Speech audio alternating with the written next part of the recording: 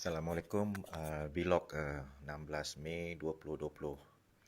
Um, Ramai di antara kawan-kawan saya yang bertanya sama ada apakah tip-tip yang baik apabila kita hendak memasuki ataupun terjun ke dalam bidang entrepreneurship dan kita buat startup sendiri. Jadi sebenarnya pada saya itu adalah satu passion, jadi bukan mudah untuk sesiapa sahaja untuk menerjunkan diri mereka dalam satu bidang yang paling mencabar pada saya lah selepas saya berada di alam akademik dan industri. Dan apabila kita sendiri membuat bisnes, mungkin ini mungkin cabaran saya paling yang terakhir lah dalam karier hidup saya. Jadi pertama, kita perlu tahu bahawa kita mesti ada passion supaya kita sentiasa dapat mengatasi segala masalah yang akan kita hadapi. Kalau orang yang tidak ada jati diri, kemungkinan mereka akan cepat give up. Okey, kedua ialah kita lihat kita sebenarnya nak membangunkan sesuatu startup tu untuk menyelesaikan sesuatu masalah.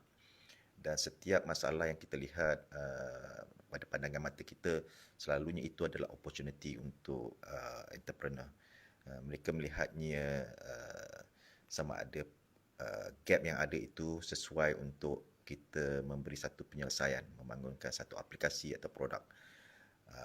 Pain point tu amat penting. So that is the first thing, the problem statement tu. So once the problem statement yang kita lihat itu adalah begitu perit dan tiada solution, tak ada penyelesaian lagi, ataupun penyelesaian yang ada masih kurang lengkap, mungkin itu adalah salah satu cara untuk kita identify apakah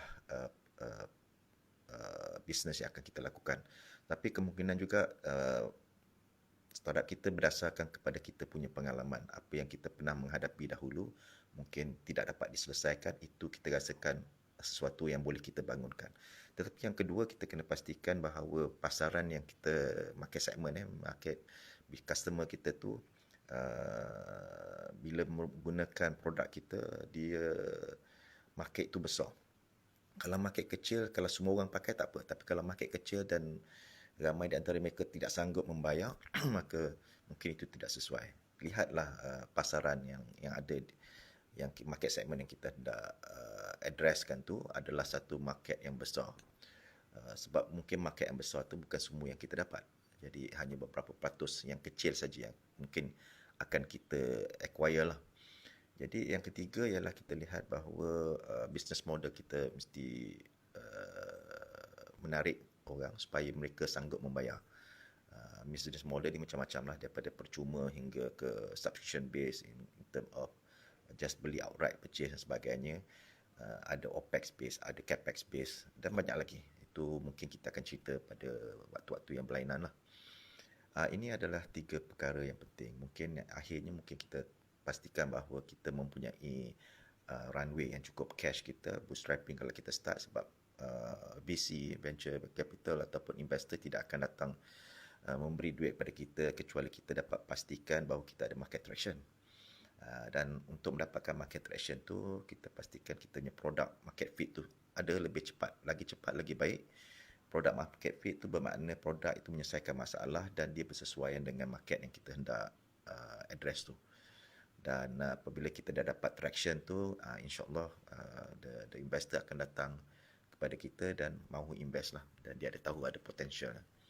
Jadi itulah sedikit tip-tip kepada siapa yang hendak menerjunkan diri mereka kepada satu alam yang berbeza daripada apa yang mereka lakukan dululah.